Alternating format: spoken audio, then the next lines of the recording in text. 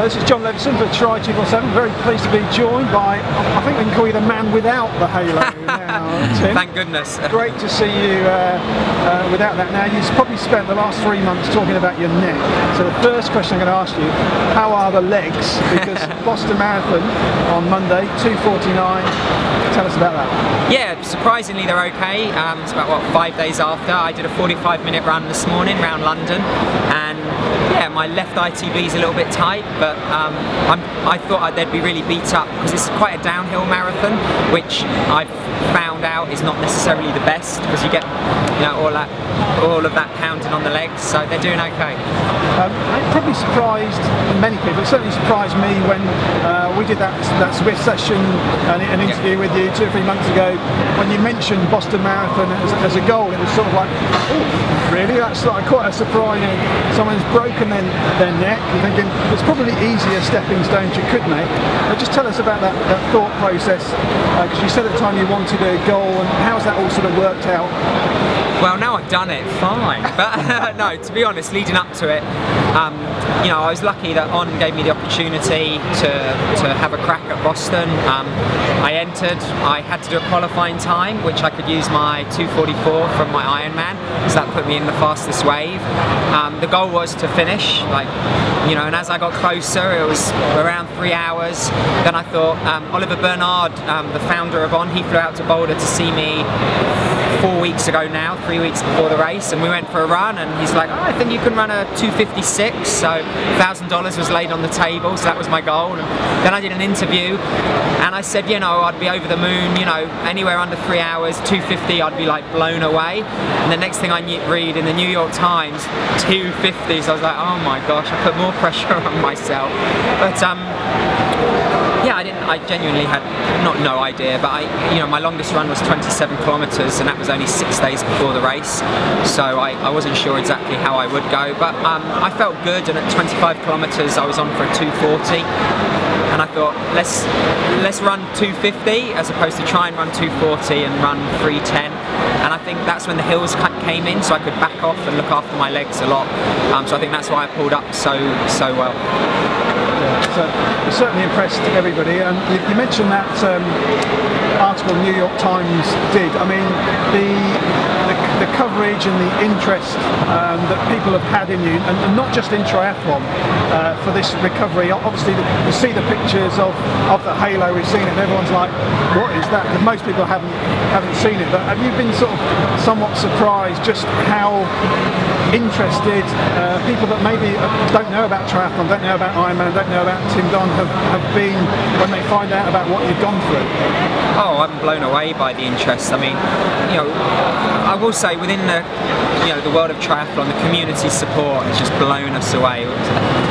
You know, from, you know, locally in Boulder to internationally, I'm like, Kelly and myself are just like, you know, the comments people are putting on social media and the emails to my website and to my Facebook page, you know, that is just like, it inspires me reading that people take that interest. But outside of the sport of triathlon, I'm just, yeah, it's really surprised me. Yeah, because I'm just trying to do what I love, literally. It's as simple as that. There's no, yeah, that's it. And one of the things that we've seen a few sort of teasers of, it looks like you've got is there a documentary, a film or something that's Hollywood movie. Hollywood movie, Oscar nominated. I'm the next Bond now. Yeah, so apart from being the next James Bond, because I think Daniel Craig is probably due for a refresh soon, just tell us a little bit about what that is, what we can expect, and when maybe we're going to be able to see that. Yeah, I mean, again, they came to me right at the beginning, and you know, they had this idea of maybe documenting what I was going through, but they really wanted to make sure I was comfortable with it, and at the time I said yes, and I didn't really know what it was going to kind of really entail, and they found a movie maker who's won an Emmy for documentaries, a British guy, and yeah, he's been following me for the last 6 months. Every probably 3 weeks he's been coming for 2 or 3 days to Boulder or wherever I've been and documenting it. And on the 28th of May, which is a significant date for me, the day I broke the world record, they're going to launch, it's going to be about a half-an-hour documentary kind of my life for the last 6 months. I think they, you know, On have been the instigators, and they saw it as a way of showing that we're more than just athletes, and through adversity, you know, we can find something positive. And you know, I actually have seen everything but the last bit, because they only filmed it in Boston, but I was in Zurich 2 days ago, and they hired a theatre and showed it. And it's the first time I've seen the trailer, and the Players Tribune, they did a bit as well, but it was a bit weird.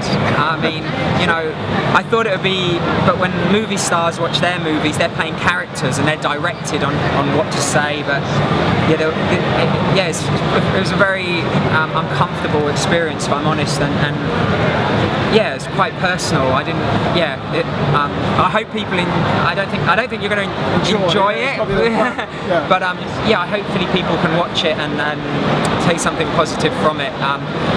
Yeah, but it's pretty much how my life with my family was for the last 6 months. Yeah, well, hopefully, you know, seeing that perhaps rawness might be the real side of it. We from the outside seen there's a terrible accident, miraculous recovery, which is like the fairy tale. But there's a lot that went on between A and B, I can tell you, and yeah, they've captured it as best they can, and yeah.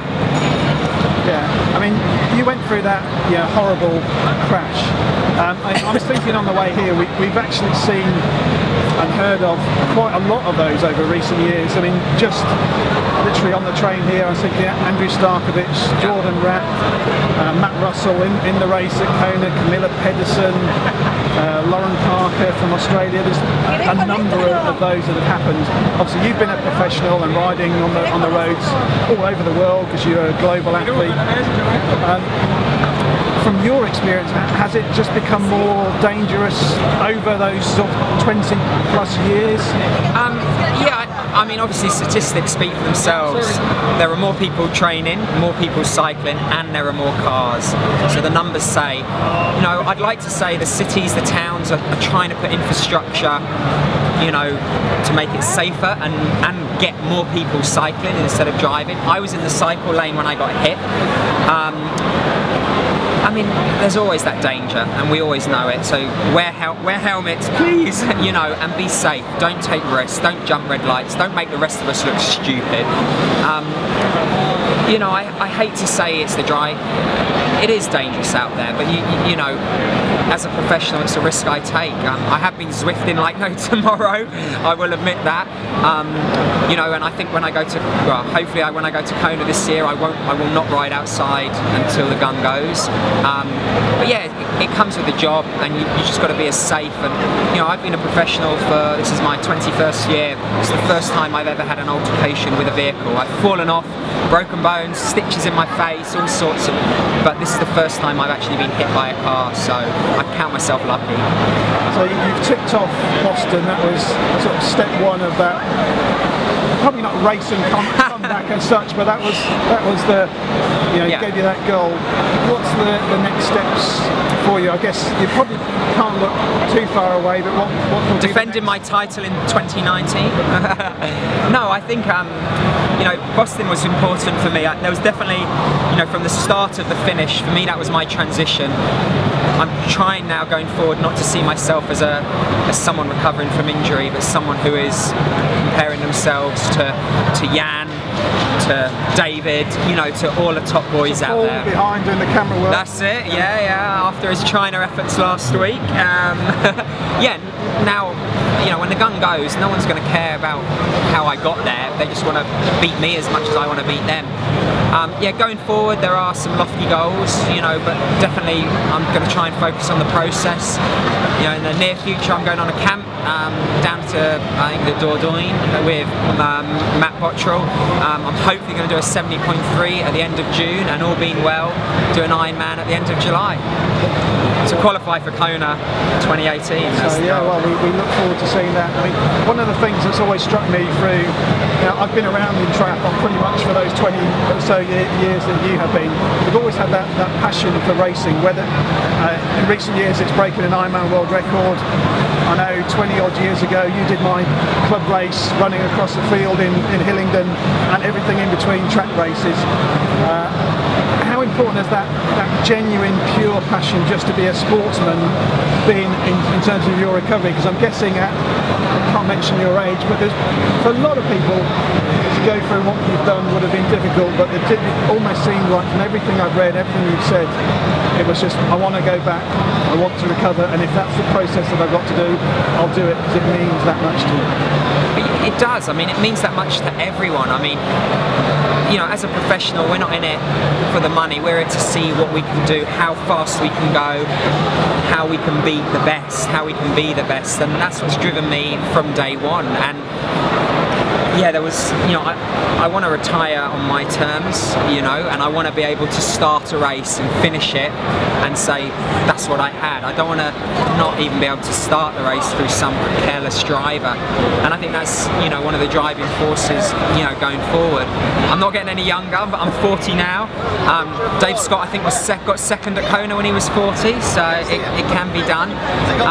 You know, if I was 35, I probably wouldn't be rushing back so quick. But the economics of being a professional athlete at my age, I have to.